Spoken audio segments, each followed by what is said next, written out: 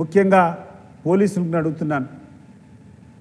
ఇదే polling stations, ఈ 13 stations కాదు, పులివెందుల నియోజకవర్గంలో ఉన్నటువంటి 230 పోలింగ్ స్టేషన్స్ కలిపి అసెంబ్లీ ఎలక్షన్స్లో 230 పోలింగ్ స్టేషన్స్ ఉంటే 230 పోలింగ్ స్టేషన్స్కు ఇంతమంది పోలీస్ బందోబస్తు లేదు. అయినా సవ్యంగా జరిగినాయి. ఎక్కడే కానీ కంప్లైంట్ లేదు. ఏ నాయకుడు కూర్చొని ఏ పార్టీకి సంబంధించినటువంటి వ్యక్తి కూడా ఆ రోజు కంప్లైంట్ చేయాలి ఎలక్షన్ కమిషన్కి, ఇక్కడ ఎన్నికలు కరెక్ట్గా జరగలేదనేటువంటి ఒక్కరు కూడా ఆ రోజు కంప్లైంట్ చేయలే. కానీ ఈరోజు 700 మంది పోలీసులు వచ్చి మీ యొక్క తుపాకులతో, మీ యొక్క యూనిఫామ్తో అక్కడటువంటి సామాన్యులంతా బెదిరించి ఈరోజు దొంగ ఓట్లు వేసుకొని ఈరోజు బయట ఊరోళ్ళని తెచ్చి ఓట్లు వేపించి గొప్పగా ఈరోజు అధికార పార్టీ నాయకులు చెప్తున్నారు. ఆఖరికి ఎక్కడికి ఎంత ఎంత ఎంత భయంకరమైనటువంటి దరిద్రానికి వీళ్ళు ఒడగొట్టారంటే ముఖ్యమంత్రి సతీమణి సైతం ఫోన్ చేసి అభినందిస్తుంది క్యాండిడేట్ను, మీరు గెలిచారు, బాగా చేశారని చెప్పి. నేను అడుగుతాండా, అయ్యా చంద్రబాబు నాయుడు గారు, అయ్యా లోకేష్, అమ్మ భువనేశ్వరమ్మ, ఇటువంటి ప్రజాస్వామ్యం కావాలంటే, ఇంత దరిద్రంగా చేయాలనుకుంటే నువ్వు ఒక జీవో పాస్ చేసుకొని నీకు నచ్చినటువంటి అభ్యర్థులు నువ్వు చేసుకో. మమ్మల్ని ఎందుకు ఎన్నికల్లో పార్టిసిపేట్ చేయమని చెప్పాలా? ఈరోజు ప్రపంచానికంతా కూర్చొని ఏదో జగన్మోహన్ రెడ్డికి పరపతి పోయిందని చెప్పి మీరు ప్రచారం చేయాలా? జగన్మోహన్ రెడ్డికి పరపతి ఉందో లేదో, ఆయన 4 అడుగులు వేస్తే ఆయన వెంట వచ్చేటువంటి జన సముద్రం చెప్తుంది ఆయనకు మద్దతు ఉందో లేదో. ఎన్నికల ముందు మేము సర్వే చేశాం. అనేక సర్వే సంస్థలు కూడా సర్వేలు చేస్తాయి. ఏ సర్వే సంస్థ కూడా 1500 కంటే ఓట్ల కంటే తక్కువ మెజార్టీ లేకుండా గెలుస్తామని చెప్పి వైఎస్ఆర్సీపీకి అన్ని సర్వే రిపోర్ట్లు ఉన్నాయి. నా దగ్గర ఉన్నాయి సర్వే రిపోర్ట్లు.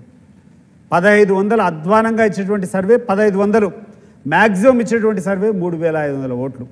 15,000 నుంచి 3500కు తక్కువ ఏ యొక్క సర్వే సంస్థ ఇవ్వలే. మరి ఇంత స్వచ్ఛందంగా సర్వే చేసిన వాళ్ళు చెప్తున్నారు, మీరేమో మీకు స్వయంగా మీ అంతకు మీరు ఓట్లు వేసుకుంటారు. ప్రపంచానికంతా కూర్చొని 30 సంవత్సరాలుగా లేనటువంటి స్వేచ్ఛ ఈరోజు పులివెందుల్లో కలిగింది అని చెప్పేటువంటి ఒక భయంకరమైనటువంటి అబద్ధాన్ని ప్రజల మీదకు రుద్దేటువంటి ప్రయత్నం చేస్తున్నారు. ఇది హాస్యాస్పదం కాదా అని చెప్పి నేను అడుగుతున్నాను. ఎవరు గమనించలేదా అని చెప్పి నేను అడుగుతున్నాను.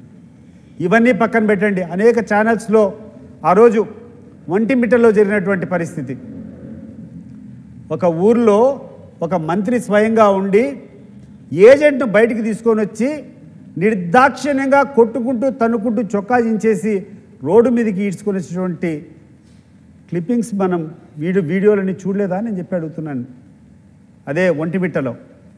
ఎప్పుడూ ఒంటిమిట్టలో స్వేచ్ఛాయుత వాతావరణంలో జరుగుతాయి పోలింగ్లు. కానీ పులివెందులో ఈ రకమైనటువంటి రిగ్గింగ్ మీరు ఎప్పుడైతే పాల్పడినారో ఈ యొక్క సంస్కృతి ఆడికి పోయింది. అక్కడటువంటి మంత్రికి ఎవరో చెప్పినారు, పులివెందుల్లో వాళ్ళు పూర్తిగా రిగ్గింగ్ చేసుకుంటాడారు, ఇక్కడ మనం రిగ్గింగ్ చేసుకోకుండా ఉంటే మన పరపతి పోతుంది, మనం కూడా రిగ్గింగ్ చేసుకోవాలని చెప్పి ఆడ నుంచి 10:30-11 టైంలోంచి ఒంటిమిట్టలో ఉన్నటువంటి పోలింగ్ స్టేషన్ల మీద ఆ యొక్క మంత్రి రాంప్రసాద్ పడ్డము, అక్కడటువంటి పోలింగ్ బూత్లు అన్నీ కూడా ఆక్రమించుకొని రిగ్గింగ్ చేసుకోవడం జరిగింది. అంటే 11 లోపల జరిగినటువంటి పోలింగ్ దాదాపు 10,000-11,000 ఉంటుంది ఆ యొక్క ఒంటిమిట్ట మండలంలో. ఆ 11,000 లోపల జరిగినటువంటి పోలింగ్లో ఈరోజు మాకు వచ్చేటువంటి ఓట్లు 6,000 ఓట్లు. అది గుర్తుపెట్టుకోమని చెప్తున్నాను. అది వైఎస్ఆర్ కాంగ్రెస్ పార్టీకి ఉన్నటువంటి స్ట్రెంగ్త్. ప్రజాస్వామ్యబద్ధంగా సాయంత్రం వరకు ఎన్నికలు జరిగింటే మీరు కనీసం 3-4 వేల ఓట్ల తేడాతో ఒంటిమిట్టలో ఓడిపోయేవాళ్ళు, కనీసం 1,500 నుంచి 3,500 ఓట్ల తేడాతో పులివెందుల్లో ఓడిపోయి ఉండేవాళ్ళు. కానీ ఈరోజు ఓడిపోవడం, ఈరోజు మీరు తప్పుడు మార్గాలతో పులివెందుల్లో ఉన్నటువంటి జెడ్పీటీసీ ఎన్నికను పోలీస్ సహకారంతో బయట నుంచి వచ్చినటువంటి వ్యక్తులందరినీ కూడా క్యూలో పెట్టుకొని ఓట్లు వేయించుకొని గెలిచారని చెప్పి మీరు చేసుకునేటువంటి ఈరోజు ప్రచారం చూస్తూ ఉంటే అసలు నవ్వాలనో దీన్ని చూసుకొని ఏమనుకోవాలనో కూడా అర్థం కావడంలా.